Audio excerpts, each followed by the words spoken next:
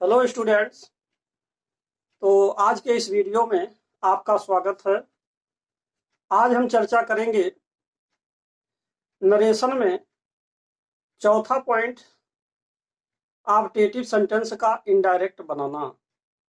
तो आज हम उसी के बारे में आपको समझाएंगे। तो जैसा कि इसमें मुख्य रूप से 3 रूल्स हैं, तो हम इसे बारी बारी से पहले रूल नंबर 1 और उसके एग्जाम्पल आपको समझाएंगे, फिर रूल नंबर 2, फिर उसके एग्जाम्पल, और फिर रूल नंबर 3 और फिर उसके एग्जाम्पल को समझाएंगे। तो आइए देखते हैं सबसे पहला जो नियम है वह क्या है। तो देखिए, नरेशन का चौथा पॉइंट है ऑब्जेक्टिव सेंटेंस का इनडायरेक्ट बनाना, और ये आपका जो है पहला नियम है, ये आपका फर्स्ट रूल है।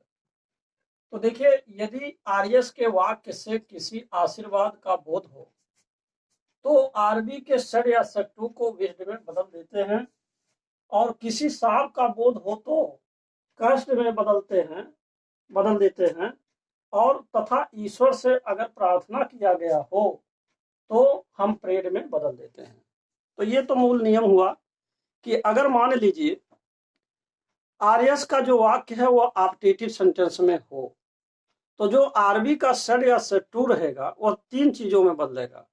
अगर आशीर्वाद है, सामान्य आशीर्वाद है, तो सड या सट्टू को हम विष्ट में बदलेंगे, और यदि सामान्य श्राप है तो हम उसको कष्ट में बदलेंगे। लेकिन अगर कोई ईश्वर से प्रार्थना किया गया है किसी आशीर्वाद के लिए, तो ऐसे स्थिति में हम सड या सट्टू को प्रेड में बदलेंगे। अब प्रश्न ये है कि ऐसे वाक्यों में हम कंजंक्शन क्या लगाएंगे। तो ऐसे वाक्यों में कंजंक्शन वर्ड दैट का प्रयोग किया जाता है। और दूसरी बात यह है कि अब मूल पॉइंट आता है कि ऑब्जेक्टिव सेंटेंस हम कैसे समझेंगे।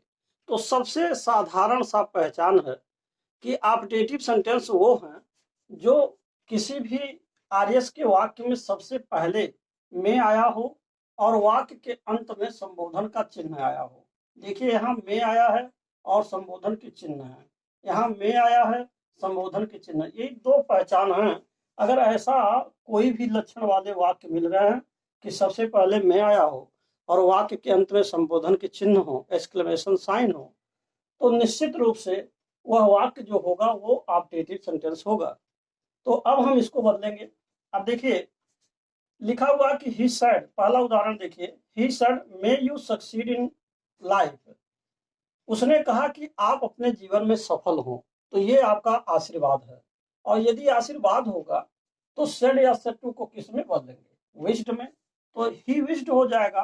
और ऐसे वाक्यों में कंजंक्शन दैट लगाते हैं, जो आगे आपको हम बताएंगे।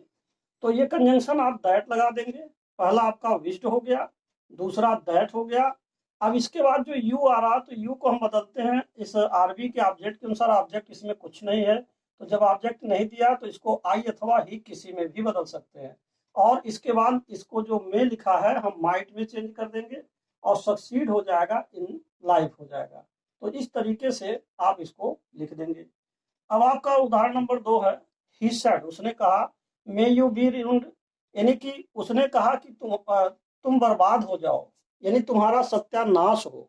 तो यह एक तरह से साफ है, इसीलिए यहाँ पर आप जो है ही कर्स्ड लिख सकते हैं, और कंजंक्शन दैट लगेगा। इसके बाद यू को, यहाँ देखिए यू को आई हमने बदला था, और यहाँ पर जो यू है इसको हमने हे में बदल दिया, और मे का पास्ट टेंस माइट हो जाता है, तो ये आपका माइट हो जाएगा, और बियॉन्ड जो बच रहा है इसको ऐसे उतार देंगे। इसके बाद उदाहरण नंबर 3 आता है कि ही सेड लिखा है मे गॉड ब्लेस यू, उसने कहा भगवान आपका भला करे। तो इसमें आप देख रहे हैं जो गॉड आ रहा है, ये ईश्वर इसमें आया हुआ है। भगवान के द्वारा अगर ईश्वर से प्रार्थना किया गया हो तो ऐसी स्थिति में हम इसको प्रेड में चेंज कर देते हैं। तो सेड या सेड टू प्रेड हो जाएगा, ही प्रेड हो जाएगा, कंजंक्शन दैट लगा देंगे। गॉड थर्ड पर्सन है, इसमें कोई परिवर्तन नहीं किए जाते हैं, उसको ऐसे उतार दिया जाता है। तो यहाँ गॉड हो जाएगा, मे का फिर आपका माइट हो जाएगा, और प्लस मी हो जाएगा। यू को आप चाहे अगर आई मानते हैं तो आई के अनुसार ये चूंकि ऑब्जेक्ट है यू, यहाँ ऑब्जेक्ट मी लिख देंगे। अगर आप चाहें यहाँ अगर ही मान लिया जाए तो यहाँ पर हिम हो जाएगा। तो इस तरीके से आपका ये रूल नंबर 1 था, और इस एक रूल नंबर 1 के ये सभी उदाहरण थे। अब आप देखेंगे रूल नंबर 2 के बारे में। अब आप देखिए रूल नंबर 2 के बारे में, ये दूसरा पॉइंट है।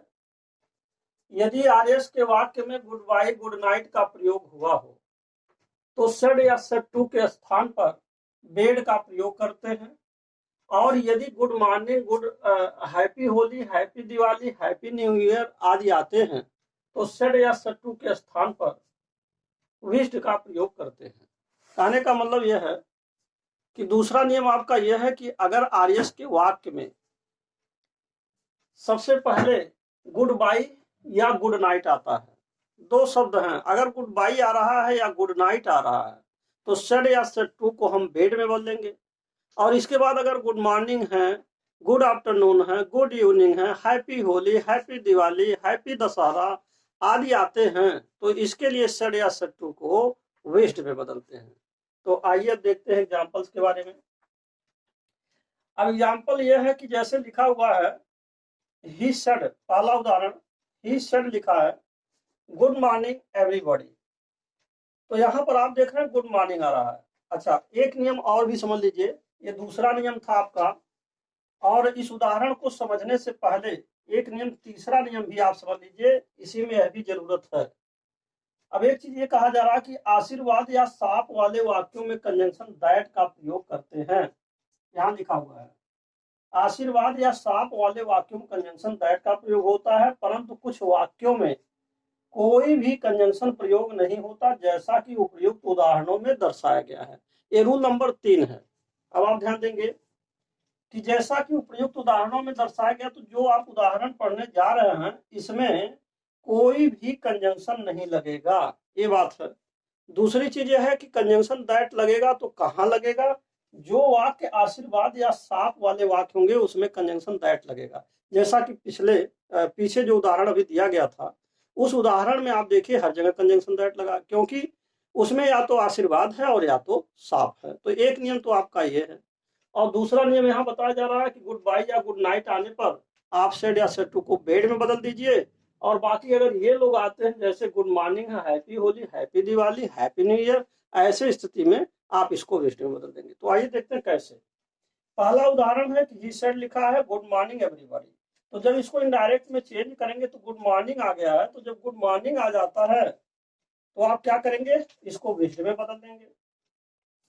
तो अब देखिए हो जाएगा ही विश्ड हो जाएगा गुड मॉर्निंग, तो जो गुड मॉर्निंग है ऐसे उतार दिया जाएगा और एवरीबॉडी पहले टू लगा देंगे, टू एवरीबॉडी हो जाएगा।